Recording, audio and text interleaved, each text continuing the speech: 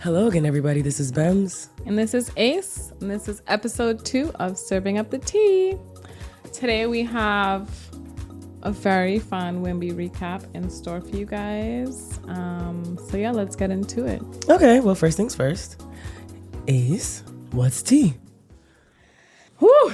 Okay. So many things have happened. So many things. Yeah. But I gotta say, the biggest laugh out loud moment for me was Francis Tiafoe. Mm-hmm. So basically, after his first round win at Wimbledon, they interviewed him and he said he was talking about where he's coming from, which is like not a great start to this season. And then he's now barely seeded. He was top 10 last year. And he said that he's been losing to clowns.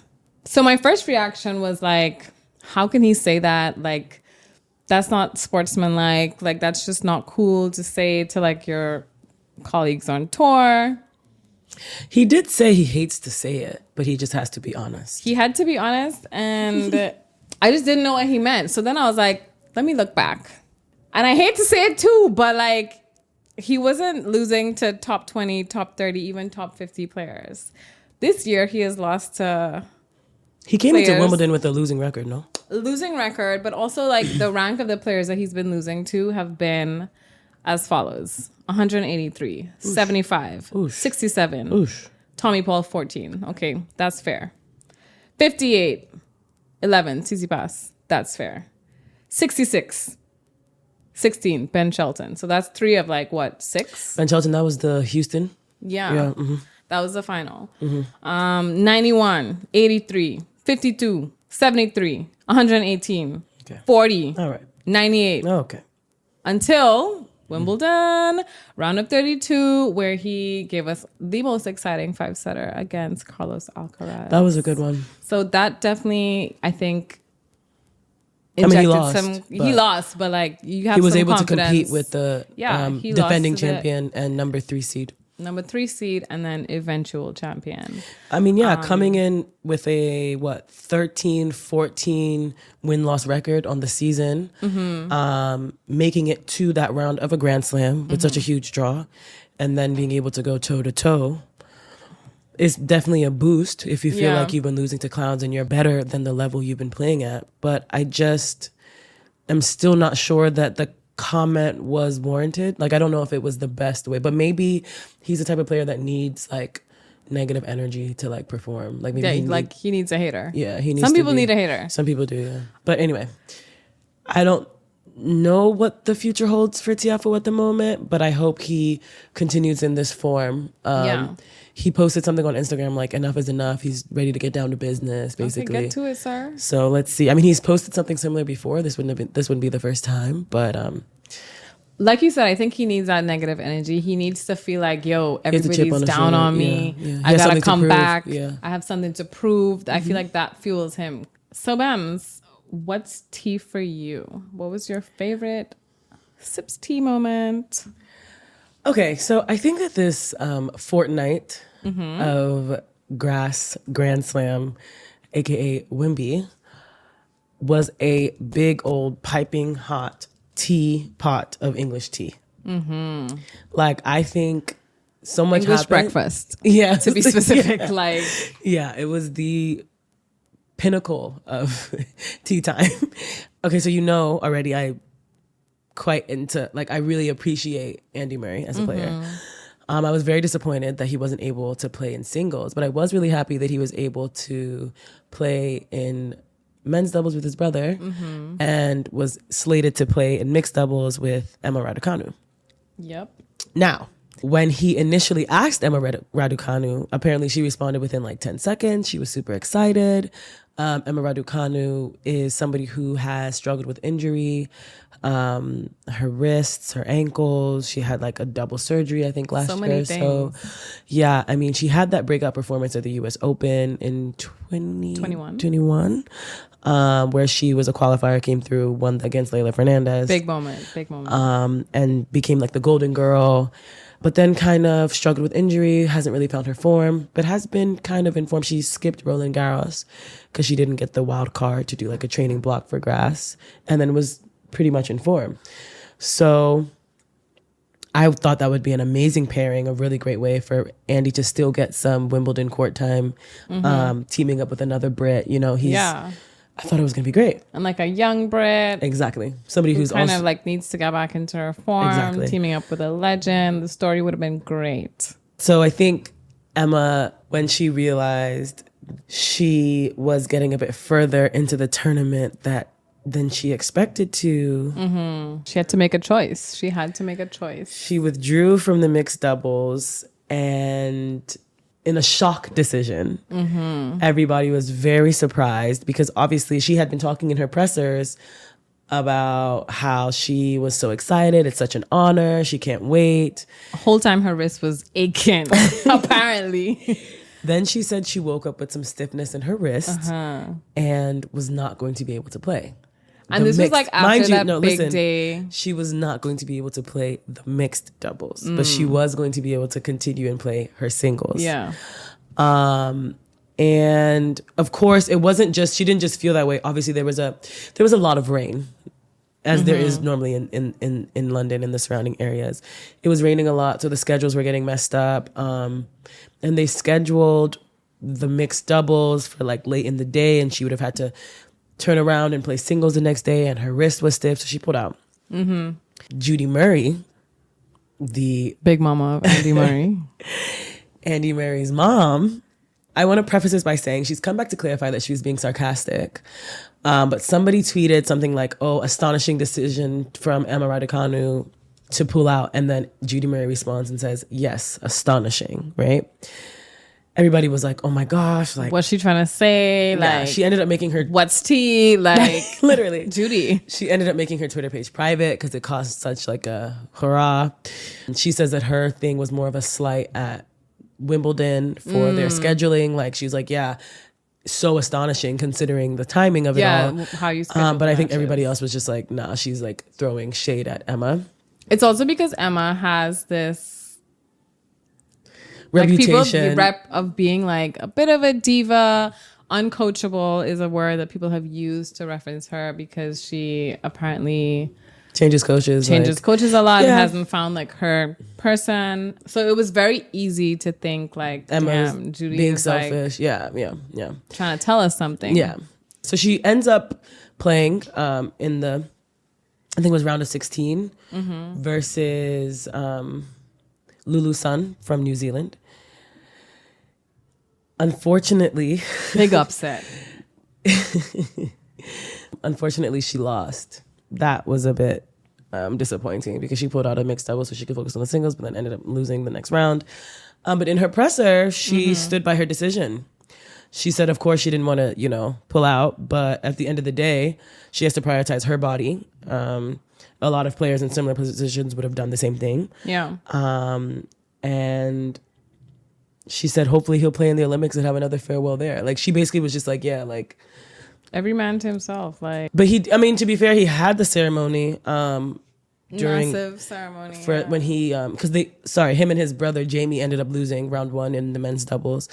They just weren't up to the task, but they had a cute ceremony there. A lot of the players were there. Ego was there. Novak. Can we talk about the players who were on the side, because it was such a funny lineup of players. I think it was all the British players, and then Olga Rooney. Yeah, I was like, sir, I feel like Rooney was there by mistake. Where you pull up from? I know Ego's a huge Andy Murray fan. She always talks. You know who's a really big Andy Murray fan is Mira Andreeva.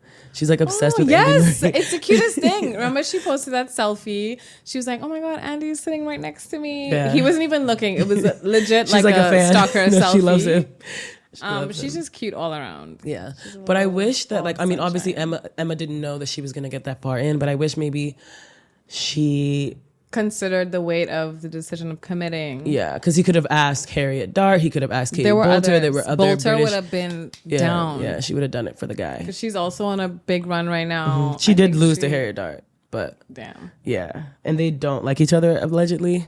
Ooh. But they hugged this time, I think, which was like British a really big deal. Association yeah. tea. Yeah. In choosing my what's tea this week, like I said, there was a big pot of tea. You have to pick and choose because it's been an eventful 2 weeks. During this recap, I'm going to pop out with a couple other cups for you for you to sip on.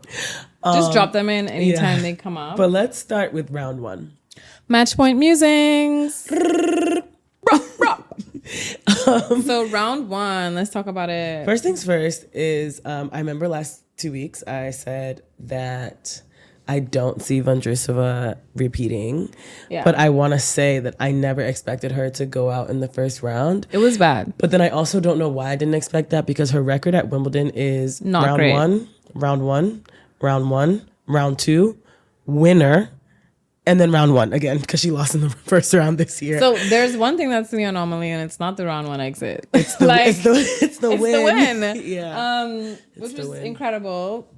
But yeah, she went out real early. But she was injured. But also, we discussed that last time. She did get injured this grass court season. Yeah. She had a awkward fall. Yeah. And she had a hip injury. Yeah. So tough. Yeah. Tough, because there was a lot of pressure. There were a lot of eyes on her. Yeah, because she did make the quarterfinals in two of the three majors she played after Wimbledon. So it's not like she doesn't have the talent. I think she genuinely was injured, but I think the round one exit was a bit shocking. And she does have such an exciting game. I was looking forward to see her play again. Yeah. She hits a lot of slices, a lot of drop shots. Her touch is like pretty soft. Yeah. But yeah, unfortunate. So round one, out. Then another person who was out after round one was our Russian rumbler, Rublev. Yeah, and he did one of his things again. As you know, Rublev is well known on tour for his little outburst, causing people to question his mental health and if he's doing okay. But the funniest thing happened when they were asking him what's up with why was he beating him? So basically he was hitting himself with his racket. It's self-harm. Do you know what he said? What did he say? He said, "Oh, he only did that because it's not allowed for them to hit the grass. At Wimbledon, you can't he's basically implying that if it was a hard court, he'd be hitting the court. But because of Wimbledon, you're not allowed to hit the grass." So interesting logic there. I think he could concerning. He would do well to add a psychologist to his team. Yeah, get the mental health professional on board. Because he's honestly a really, really sweet guy also. He's so sweet. Everybody seems to like him. He's Medvedev's daughter's godfather. Yeah. He's so cute. That's going to be tough for him as a seeded player. Yeah. Someone who we expect to go far just couldn't cross the line in round one. Crazy. Yeah. And do you remember when we were talking about who's going to take out Zverev and you mentioned him? He was supposed to be, and he didn't even make it that far to even assist us. Who gonna take out Zverev? He wasn't part of that. On the women's side, I was so excited to see Ostapenko and Tomljanovic have their rematch. That was not a rematch. That was a blowout. It wasn't a rematch because Ostapenko came and just... She did the needful. Real quick. She got to the bag as she got to the bag. She had a great run at Wimbledon. I think for Ostapenko... Is she even trying to win the whole tournament? Because the way she plays, it doesn't give win. It gives, I just want to hit the ball as hard as possible and see how far that can take me. So I think she had some concerns about the surface. As I mentioned, it was raining a lot. So when it rains, they close the roof. And when they close the roof, it gets super humid. The balls are heavier. The grass is more slippery. So it's not as safe for the players to run as much. So she just is, again, prioritizing her body. And she said, I ain't gonna run? Yeah. And she didn't. Why are you running? No, she said, why are you running? No, she stood in one spot. She stood in one spot and said, I have to hit all my winners from the center of the court. But it's not easy to do that. It's not. It's crazy. And I feel like Ostapenko's one of those players, as we know, I'm obsessed, so get ready for it. She's one of those players who's actually changing the game of tennis, because it's unheard of to not run and just take that offensive of a position on a grass court. It's crazy. She said, I'm not playing any defense. I will hit straight winners off of every shot you send my way. So anyway, great run for Ostapenko. As she got to round 3, she hadn't even run a mile on court. She wasn't moving. She was not moving. And you could see it in all her highlights and replays. Yeah. It's like 2-step winner, split step winner. But if we're talking about winners, the breakout player Lulu Sun, Ooh, she's another collegiate athlete. American collegiate? Yeah, Texas. She was a number 3 player at Texas. Wow. I love to hear a collegiate into professional success story.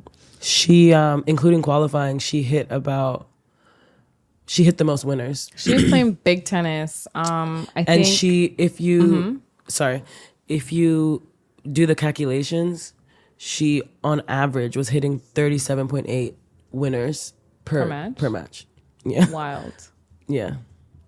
She had nothing to lose, and it could, like, almost 1 out of every 5 points played was a winner. She had a great run. She did. Nothing to lose. Just came out the box like punching. I was really impressed. She's the one who beat Emma Raducanu. Took her right out. Yeah. It was a 3-setter because Emma came back in the second set, tried really hard. But yeah, she had the crowd behind her. I actually was expecting the crowd to be mean to her because of her pulling out of the mixed doubles, but the Brits backed their girl. Lucky for her. I feel like the Brits love Emma Raducanu. Yeah, but I feel like they love Andy Murray more. So I expected there to be some resentment there, but people seemed fine. So round 2. Yeah. We lost some of our faves. Osaka lost to Navarro. She wasn't moving. That was hard to watch because I just know Naomi Osaka can beat these girls. Like, I just know it's possible. I just can't wait for her to get there. She also knows it's possible. I have no doubt that Naomi has confidence in herself. Yeah. And she knows exactly what she has to do to get to where she needs to be. Emma Navarro has been playing incredible tennis. I wasn't really familiar with her grass court game, but she had a good run at Wimbledon. Another notable round 2 was Sinner versus your husband. Berrettini, that was a good match. It was a great match. It was really... I didn't want it to be a round 2 matchup because I wanted Berrettini to go further. Yeah. So it was unfortunate because we knew what was going to happen. We knew what was going to happen, but he played fought hard. Played well. He played well. He took one Their set hug off was so cute at the end. Their hug was so cute. It was like Italian brothers. Yeah. After like battling it out. And then all of a sudden it was like, mwah. But another hug that was really cute was Monfils versus Wawrinka. I feel like they even hugged before the match was over. French. They were like giggling the whole time. It was very sweet. But Wawrinka is always like such a nice, warm... Unless he's playing Holger Rune. True.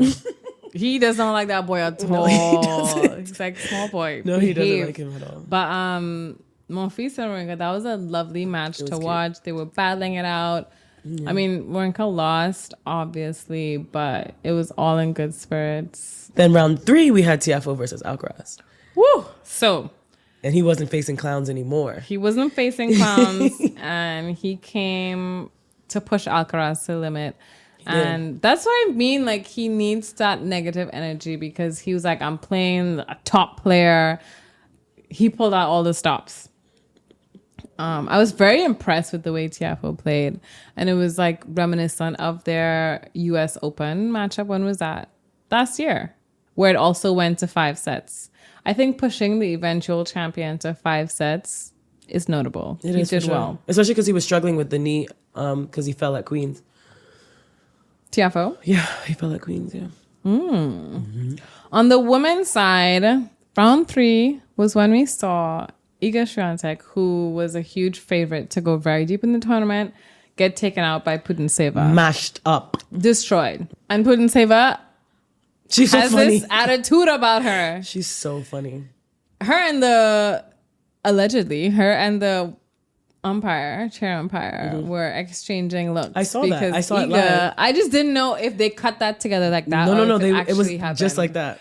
Oh my God. Because apparently Iga had to reset. So she did her, a bathroom break, some kind of timeout. And it was when she was clearly losing the match. They like have a weird relationship because Putintseva was once like asked about her relationship with Swiatek, and she was like, I don't know her. She's always in her zone with her team. She doesn't talk to anyone. I'm not like, it's very weird. And then I think there was a match where Putintseva kept doing underarm serves, and Swiatek was like, maybe they teach that in Kazakhstan. Like she was not really, it was like weird. And then even after this win again, Iga basically was just like, I let her back in, or Like she didn't really like give her credit. And then she also took that very long bathroom break, which is when they were doing the looks at each other. Because she was like gone, and she took her notebook with her, by the way. She went to write down. She went to journal in the back. But it didn't work, unfortunately. It didn't work, and she was out. And one thing about Yelena Ostapenko is that she can take out whoever takes out Iga Swiatek. Or take out Iga Swiatek herself. So another notable run was Paula Badosa. Yes, she's coming off of injury. Coming off of that injury, I remember when it was in Wells time, which was like close to the beginning of this season. Mm-hmm. She was in tears. She wasn't sure. Her doctors were telling her they don't know if you can play tennis again because she has some like kind of chronic injury that they don't think is going to heal. Yeah. So for her to make it this far, she did her thing. And losing to an eventual semifinalist, Bekic, she did well. I think she was really happy with herself. She made it much further than her partner, Stefano Tsitsipas. He was out in round 2. Round 2, he made an early exit. So he had a lot of time to sit and watch her play. Lovely. Which is cute. Tsitsidosa. A couple things happened in round 4 that I didn't love. The first... Speak on it. Daminar beat Arthur Fils, right? But he got injured on match point. I saw that. Won the match and then had to withdraw and gave Djokovic a walk. So like in a situation like that, like can't Arthur Fils like move forward? Because it's very similar to last year, or was it 2 years ago? I think it was 2022 when Nadal beat Fritz, but then Nadal had to withdraw right after, giving Kyrgios the walkover to face Djokovic in the final. I felt like they should have just let Taylor play in the semis then. Do you know what I mean? Like, I feel like it's not like tennis match point. Evolve. Speaking of match point, actually, Fils again was playing Hubert Hurkacz. I believe it was round 3. And Hubert Hurkacz retired on match point instead of like Arthur Fils had a match point and Hurkacz retired. I thought that was so like unsportsmanlike. Just stand there, let him serve it out. Like he's an emotional one. It's not appropriate. Was it because of injury or just no? He was okay. Hands up. He was injured, but he was already playing injured anyway. Like he dived and like messed up his leg. Then dived again on the next point, by the way. I just want to note that I actually don't know how Hubert Hurkacz plays tennis because when you look at him... He doesn't look athletic. He doesn't look athletic. He looks very awkward, but... He's good. He be getting to the ball. He has a really nasty serve as well. He's the number 1 server on the ATP right now. Because he's so tall. So tall and very precise. Yeah. Very few. So I didn't like that. That's a match point musing. I just didn't think that was appropriate. Like, at least just stand there, like, let him serve it out. But retiring on when he has a match point is not cool. And I also think that given the way Djokovic played in the final, de Minaur would have given him a hard time, for sure. Yeah, I think so. So that would have been He's beaten Djokovic before, I believe. He has. So. And, you know, de Minaur is one of those players where... he can push through. He gets to every ball. And I feel they call him the demon. In the form that Djokovic is in, that would have put a lot of pressure on him because it's always making you return one more ball. And I don't think Djokovic looked like he had that in him. He hit so many unforced errors that it's really sad that de Minaur had to bow out.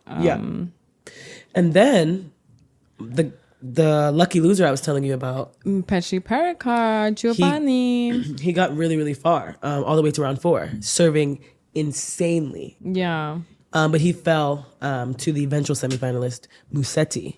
But he overcame Korda in round 1, like I said he would.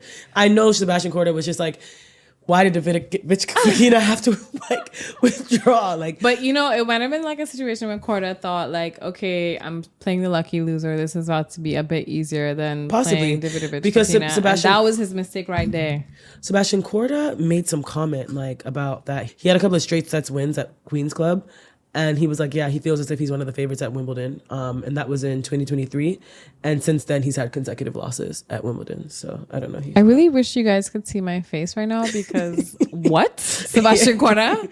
Yeah, he said he was one of the favorites. He said he was one of the favorites at Wimbledon. Another person who said they were one of the favorites at Wimbledon, he feels like he has a good chance, is...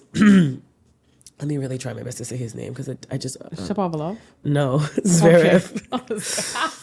Zverev, yeah. All right, so on this segment of Who Gonna Take Out Zverev? And I'm here to officially eat my words. Apologize to the Taylor Fritz, okay? Put some respect on his name because I had absolutely zero faith in Taylor being able to beat Zverev. And he came back from 2 sets down to hand it to him. It was a great moment. It was a good match. And then after the match... Oh, here's some more tea. Yeah, Zverev had something to say about Taylor's box. He was like, yeah. And his body language is just always so off. Of course, Twitter like dissected the video and they were like, see, signs of abuse. And he's signs of like, he's just not, a weird guy. Yeah. It's never cool. So then so Taylor actually tried to take the high road and was like, oh, because they asked him what was like Zverev talking about. He was like, oh, something about his injury, on his encore interview. But then Zverev went into his presser and was just like, no, there was somebody in Taylor's box who's not from the tennis world. And so then Taylor came back to be like, yeah. But then Taylor's girlfriend, the Morgan Riddle, the first lady of tennis, as they're calling her these days. First lady of tennis. Sorry to all the other wags. So she can only be one. Posted on her story, when your man does it for the girls. And then cheer loud, ladies. And so everybody was like, oh, yeah, she's speaking out against Zverev because of his allegations of domestic abuse. And then, as quick as they came, the stories were gone. Yeah. And then the next day, she basically posted a retraction like, hey, like, there's no bad blood between us and Zverev. Like, I think my stories are being blown up by the media, And I just want to say... I do believe she was speaking about Zverev. I do believe that her posts were a direct shot at him. Yeah, I think. And I think that she like maybe got some stern talking to, or somebody was by just the ATP, or by somebody. Somebody in marketing reached out. Yeah, and she had to take those down. But I was a bit disappointed. Yeah, because it was very spicy. I love that from her. I wouldn't be surprised also if Taylor himself was like, yo, babe, let's chill. Because Taylor's a very like, usually non-confrontational. He has stepped out this Wimbledon. Yes, because he told that guy, enjoy your flight home. And I know what you did. I know what you said. I know what you said. Enjoy your flight home. And then the guy was like, I play doubles tomorrow.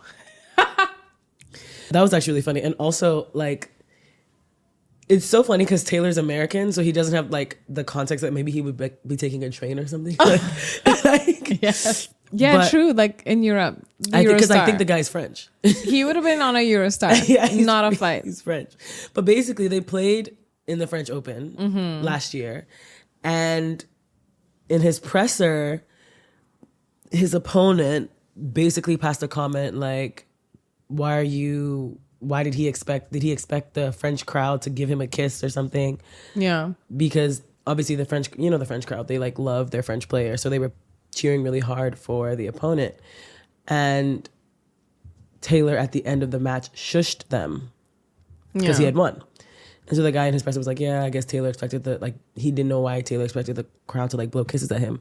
And so Taylor says that he saw those comments at the end of the match. And that's why he said that at the net, like, have a nice flight home or whatever. Yeah, Taylor was coming out of his shell. He's like... But then, with the Zverev thing, when he was on Tennis Channel, he's basically just like, yeah, he said he had an issue with someone in my box, but he said that we're cool, so, like, it's fine. And I didn't really like that. That's very bro of him. Yeah. But like, he said we're cool. Yeah, he was like, oh, he said it's fine between the two of us, so, like, yeah, it's good. And I was just like... I feel like they're all capping for Zverev on that ATP side, and I don't know why. It's strange. It's really weird. But anyway, who gonna take out Zverev? This time it was Taylor Fritz. I almost said Taylor Swift. Oh my gosh, I was so sorry to you that your next great British hope did not make it very far. He was actually taken out by his fellow Brit, Cam Norrie, who was playing like he had something to prove. I think he didn't really understand why people are passing him over to name Jack Draper the next big thing. Yeah, he's been a bit inconsistent, so I think it's hard for the British fans to get behind him. Yeah. Draper loves the camera. He loves the PR. It's going to be hard for the fans to like let go of him. Yeah. He's that guy. Yeah. I want him to go far for the sake of British tennis. He didn't do it. And then with like Andy Murray going out, it's like they need their new big guy. They really do. But not this year. Clearly Maybe it won't soon. happen. So you did mention that Emma Navarro had a good run, but she, while running, ran over Coriana. Corey, or Coco. that was a tough one to watch. And Coco, for the first time, was upset with her box. She was, and I didn't like the body language coming off of her coach. It was giving dismissive, and that's not what I want for Coco. I feel like she needs support.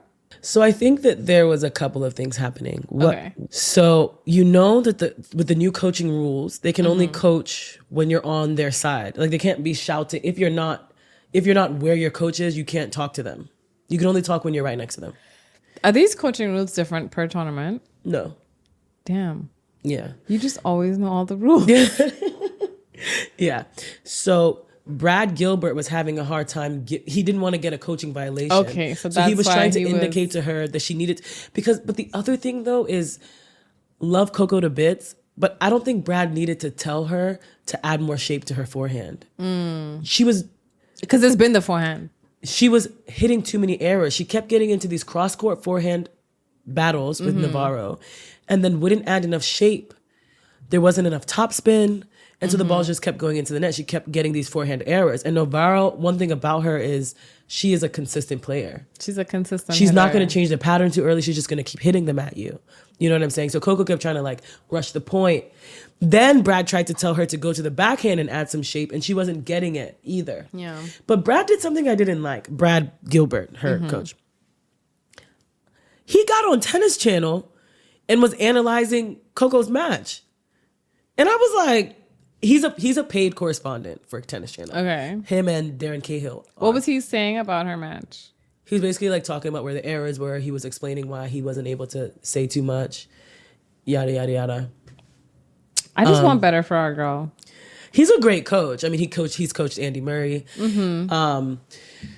But yeah, it was tough to see Coco so like out of, because she usually like you say, when ugly, she finds solutions. She pushes even over when the there's line. not really a problem. Sometimes she's the creator of the problems, but she finds the solutions to them.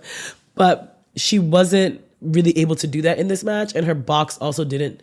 They weren't really in sync. I think that there was like a miss there. But something I've also noticed is that she is unwilling to discuss the forehand as an issue. She never talks about it in her pressers.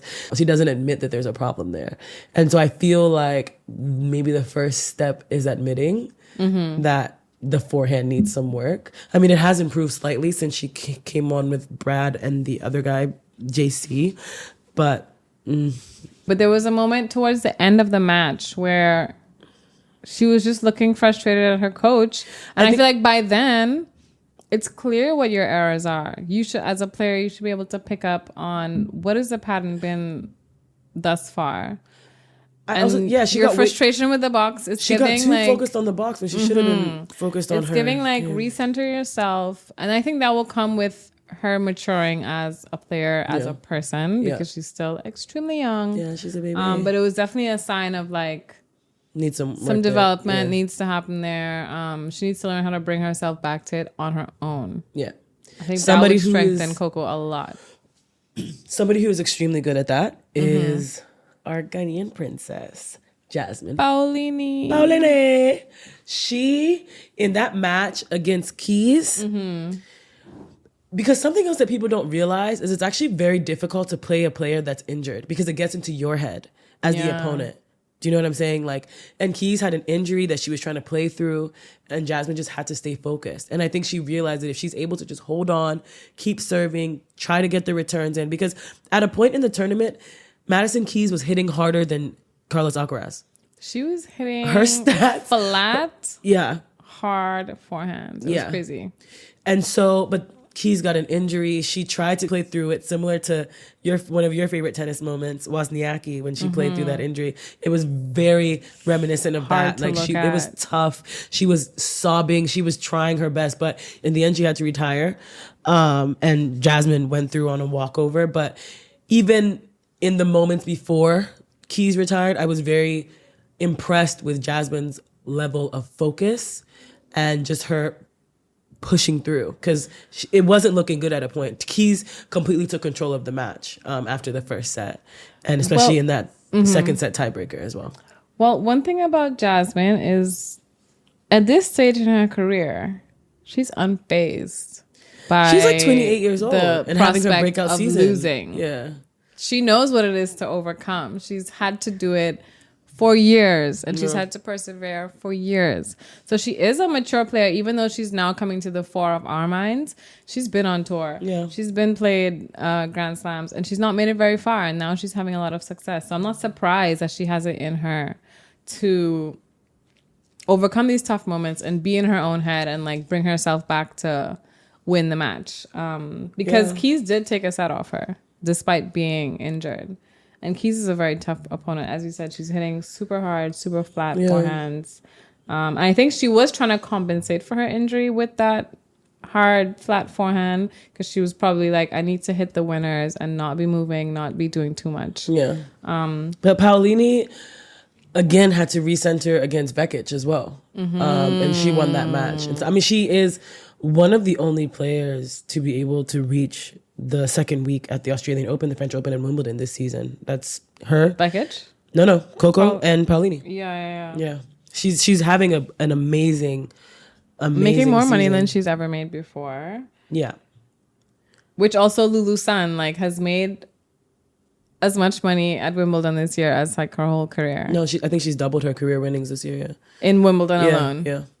Jasmine obviously got to the final and wasn't really able to. I mean, Krejcikova was playing some amazing tennis. I honestly think that Rybakina would have been an easier opponent for Jasmine. I don't think so at all. No, I think so because I think Jasmine is used to absorbing pace. She's used to the flat balls. Like, Krejcikova is a tricky player, especially with all her doubles experience.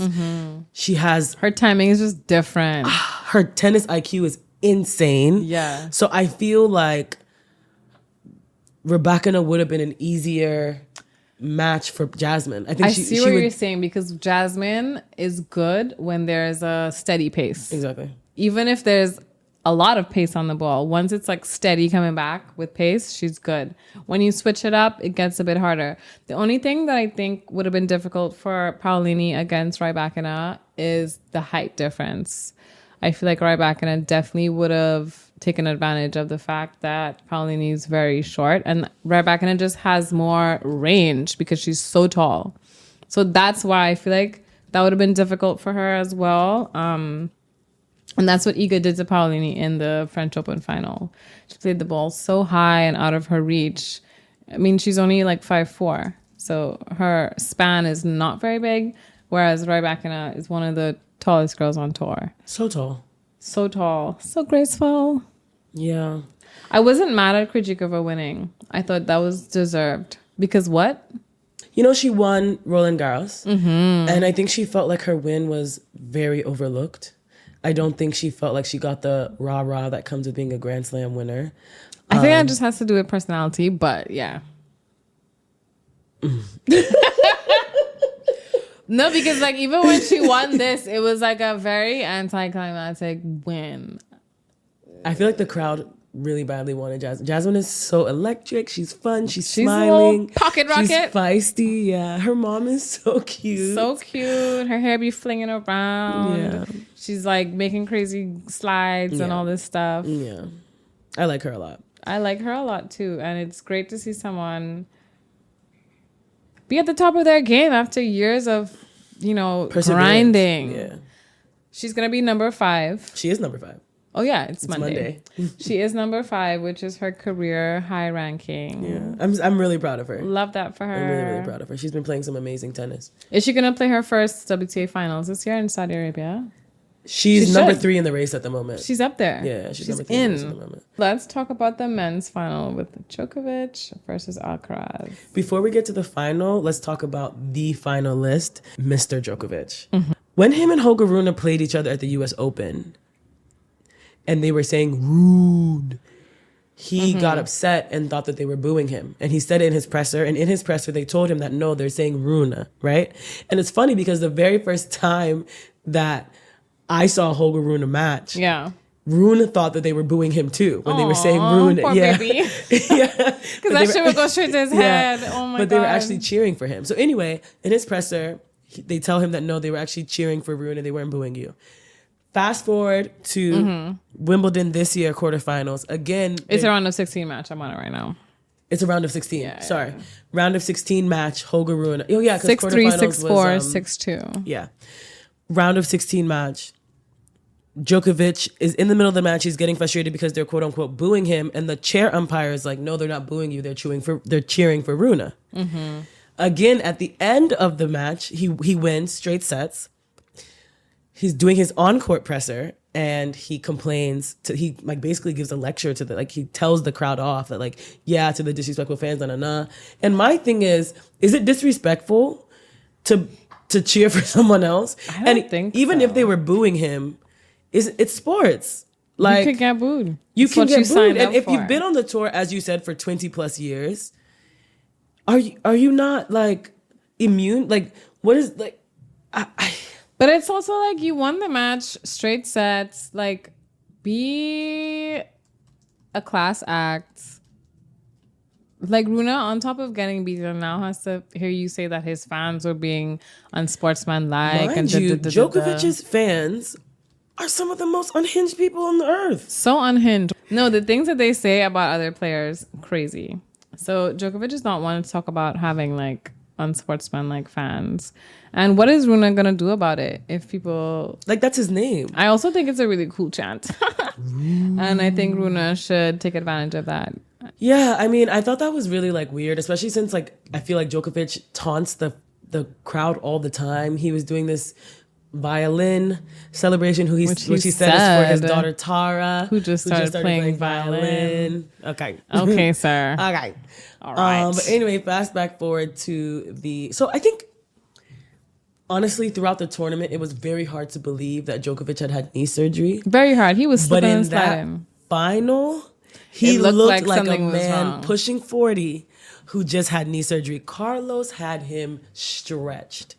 And I felt like there were some balls he wasn't even going for. He couldn't. He just stopped. Yeah. Some of those drop shots Carlos were hitting, some of those winners, like he literally just stopped and reset and got back on the baseline. Very underwhelming match to watch. I was about to... You told me you're like, if this doesn't get more exciting. Yeah, I was going to leave and go to brunch because it just wasn't giving. Yeah. I think what was surprising for me is how resigned to losing Djokovic looked. Like at a point, he would just like shrug. He would be like, He was complaining about something. I couldn't figure out what it was. I didn't get a chance to watch his presser, but he was complaining about something. He said it's a grand slam for Christ's sake. There was something bothering him. But he didn't really throw the normal tantrums that he often does when he's losing. He just kind of seemed like it was the inevitable he was going to lose. Mm-hmm. I thought that was quite interesting. But Carlos, let's not take anything away from him. He played so well. And I always say this, like, love Carlos, but he does have these dips in concentration.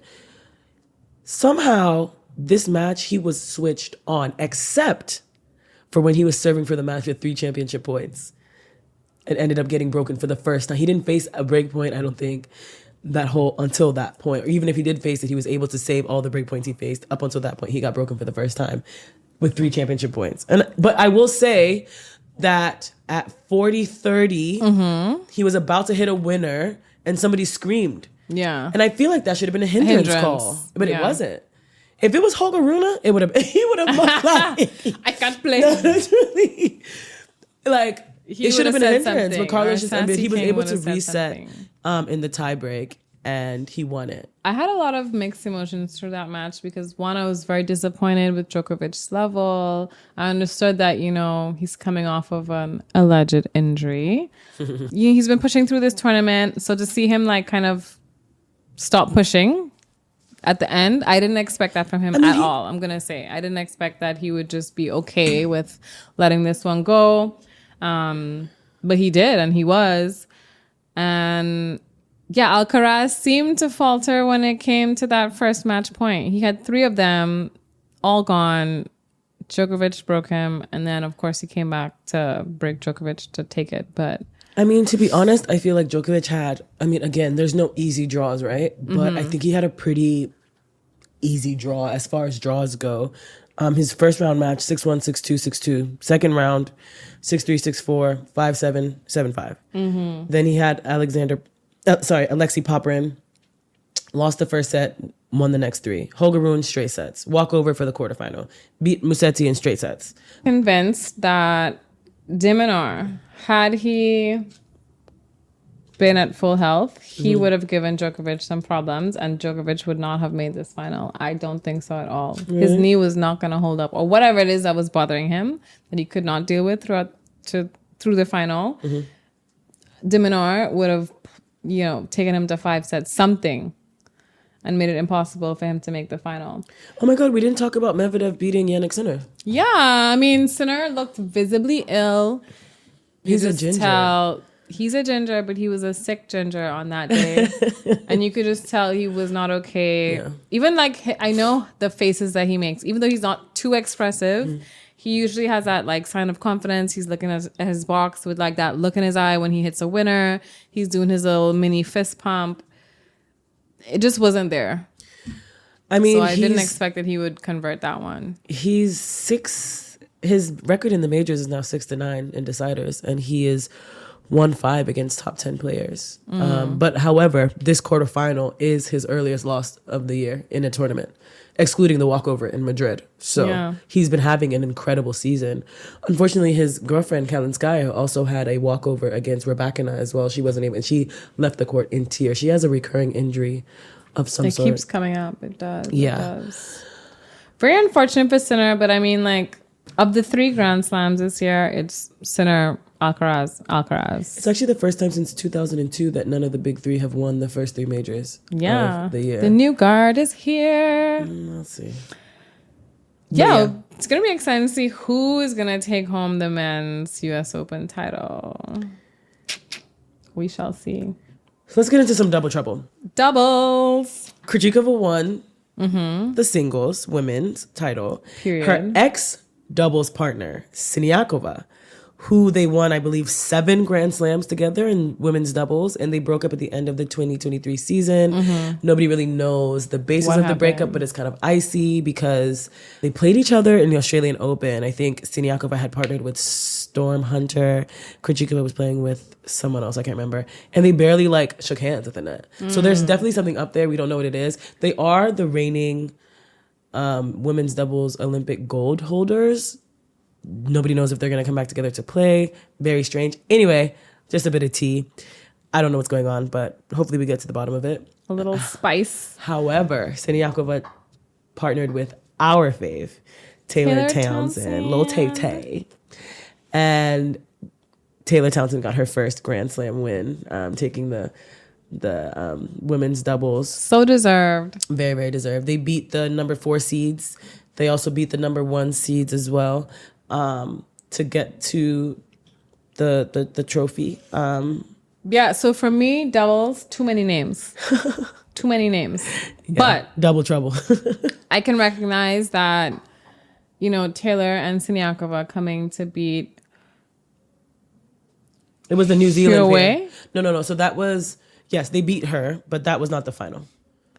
But she was on a super long winning streak. Yeah, she's almost unbeatable this season at doubles. Yeah. So when I saw that happen, I knew something big was going to happen for Taylor and Siniakova.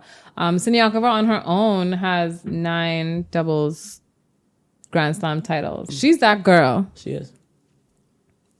And it seems like she's able to, what I imagine playing doubles. Well, actually, I play doubles.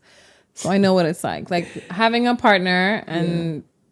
They have to motivate you. You have to motivate each other. You have to have that communication. So clearly this is something that Siniakova is great at because it seems like whoever she's paired with, she's bringing home a win. And she just won the French Open with Coco Gauff.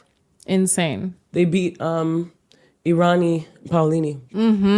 That was also really fun to see Paolini go from the singles final to the doubles final. She's really having a great season. She is. So winning Wimbledon and winning the French Open in the same season is called the Channel Slam because you win both Grand Slams on either side of the English Channel. So that means this year, Katerina Siniakova has the Channel Slam in women's doubles and Carlos Alcaraz has the Channel Slam in men's singles. Whoop, whoop. Love that for them. Yeah. So, what are your thoughts on? This is a deuce debate. Deuce debates. What are your thoughts on the Wimbledon queue? It's giving archaic. Really? It's giving holding on to tradition too long. The tents aren't great. It's not a good look. However, it's giving disparity. But I will say this. It's giving inequality. But the courts, the seats are never empty. Whereas in the French Open this year, there were so many empty seats, and it's not fun for the players. And Paolini, I think, shaded the French Open in one of her pressers. She was like, it's so nice, it's so important, it makes a huge difference having a full crowd. Yeah. Because the French Open was empty. It was so empty. And it wasn't cool. Like quarterfinals, semifinals, and empty you think seats. that's because the French Open is all online? There's not a way to I don't feel like there's a way to get to easily empty resell seats to the fans that in want the to moment. be there. It's online, so it's like I'm not pulling up. However, even with the queue, people queued all day, got in, and then the rain would cancel. So that was a bit. I mean, yeah, I think that the queue is not a bad shout. I just think it maybe needs to be revised. There maybe needs to be another way, because it's right now with Wimbledon, it's either the ballot, the queue, or debenture. And debenture, the cheapest debenture tickets for Carlos's men's final was £10,700. It's wild. So one of the most expensive sporting events. Yeah, it's like Grand Prix level at this point. That's tennis for you. Yeah. So I just thought I wanted to pick your brain about that. Let's see what the crowds at US Open look like, and then we'll come back to this to see which Grand Slam does it best. I want to slide over to Court Couture really quick. Let's talk about it, because I have some thoughts about the outfits that we saw at Wimbledon. My favorite. Let's start with the good. Yeah. Let's start with the good. Let's start. My favorite, and I think everyone's favorite, was Miss Marta Kostyuk. Tennis Barbie. Like we always say, the Wilson looks are top. And top. They made her a custom Wimbledon white dress inspired by her wedding dress which that was so also cute. Designed by Wilson. Yeah, I mean, I think Wilson, one of my favorite brands. The fact that they had the foresight to get in on her wedding, be like, let's make this a moment, and then also bring that back for her all-white Wimbledon dress. No, the dress was so nice. It was so cute. It suited her so well. It's available online. Yeah, you can buy it I get the emails. I just did my big Wilson haul. So the dress, but it sold out pretty quickly because it was that like popular. It was really nice. It's a really, really nice dress. It would have been great if she had like a super deep run in her custom Wimbledon dress, but you win some, you lose some. She looked good. You win some, you lose some. Best dress, she had that. How did you feel about Naomi Osaka's custom Nike dress? I thought it was a top and skirt. Was it? It looked like a top and skirt to me. But I hated it. Well, custom outfit. I hated it. It was a bit deconstructed. I didn't like it at all. It was a bit strange. The ruffles. It was a lot going on. I didn't like it at all. It looked like it was actually distracting for her because it was moving in a. It was moving more than way. she was. Yeah. So that was weird. What else was good in terms of looks? I feel like Jasmine Paolini's with Asics. And it's always giving. I don't know if just classic, but on the boring side. Yeah, I don't know if Paolini, because she's short, maybe her shirts are too long, but she's always tucking them in, and I don't like that. It's not really. You think the shirt should be out? I really did not. I know the one you're gonna say. I know it. I just already know. Say it. I'm gonna close my eyes. That Little House on the Prairie, Amish market, Nuns of New York skirt. I know the one that they gave Coriana. And they were talking about, it's based off of Serena. Which Serena? Serena never did that. Serena had her cheeks showing. What? At any chance. No, Coco's skirt was actually too long. It was way too long. The silhouette, the proportions were off. Completely off. I got the concept, like the cutouts were cute, but the skirt was entirely too long. Mm-hmm. It didn't give anything. At all. I mean, it gave. It might have contributed to the loss. I don't know. Look good, feel good. I don't know. Look good, feel good. So I also noticed that Alexander Mueller, who is sponsored by OnlyFans, did not have his OnlyFans patch on his kit.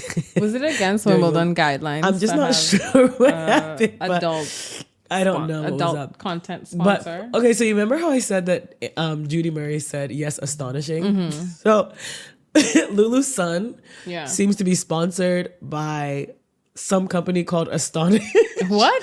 So right after the astonishing tweet, the next day she played Emma Raducanu played Lulu's son, and the patch right in the middle.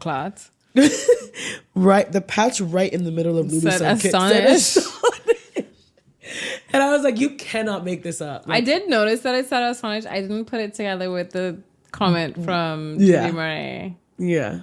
Oh, look at what God does. He just puts the signs. But yeah, nobody's kit really like wowed me other than at all. Marta Kostyuk. Yeah, I mean, I guess it's hard to do Wimbledon. You know, Venus used to have really, really cute kits at Wimbledon. Like she used to really nice, clean lines. Like, but how many Wimbledon titles does she have? Like 8? Yeah.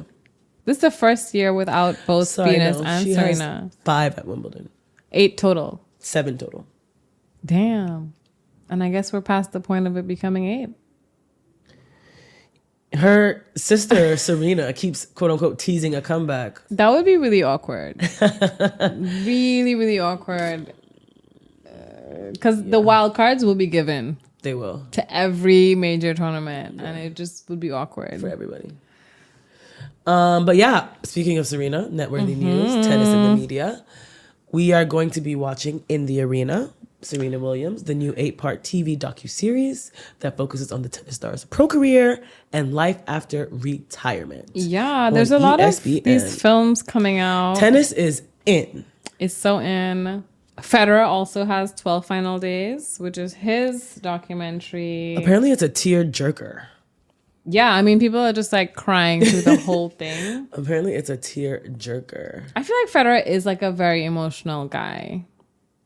Not in the traditional sense because he's obviously Swiss, but they have this way of being not emotional, but also acknowledging emotions. So I'm yet to watch that one, but definitely have to watch both of those films, In the Arena and 12 Final Days. Netflix is also making a documentary about Carlos's 2024 season, which will be on Netflix in 2025. Next on tour. Next up is the Olympics. Well, I mean, between there, we have these... There's a few little things. Little bits and bobs, clay tournaments. There's 2 125s. There's a 250 on the women's side. There's Hamburg. There's Bostad, where Nadal and Ruud are playing doubles. They won their first match today. I love that pairing. Very, very cute. Obviously, Ruud went to the Nadal Academy, so they're super close. They've done like exhibition matches together in South America. And Ruud can essentially only play on clay. Yeah. So. Yeah. It's great for him. And so, yeah, there's a lot of big stuff happening ahead of the Olympics.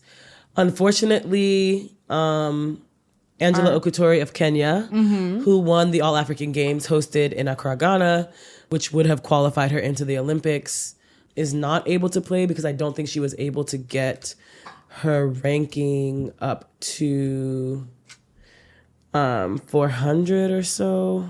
So I thought winning the All-African Games would give her automatic Olympic entry. That's not the case. No, you have to get your ranking above the 400 mark. And she was at 495 at the cutoff time. Crazy. I feel like there's not really a lot of opportunities in coming out of Africa in the first place. So they might want to, the ITF might want to look at that again. Yeah, for the sake of inclusion and sake of like pushing the sport into Angela did put out a statement basically saying that like, she feels like a continental win should be a direct ticket because it's not easy playing the best of the continent and then having, you know, to get the ranking up considering they don't have as many opportunities. Yeah. If anyone cares about Africa being in the tennis conversation, that would be... They need to make some accommodations, I feel. Some kind of consideration for that. Yeah, so that's really unfortunate. She played some amazing tennis. I was able to actually see her at the All African Games in Accra, Ghana. I feel like when you were at the All African Games, I was at Indian Wells. Yeah. Yeah. And I saw Maya Sharif of Egypt. And then she came play to Sloan, and then she... And I saw her here as well. Yeah, so she lost to Sloan in Indian Wells round 1, and then she came right back here to play for Egypt. Yeah, yeah. The Egypt team was strong. I was impressed. Yeah, I was impressed all around by the level of tennis. Actually, it was pretty. It looked pretty good. I saw your content from it.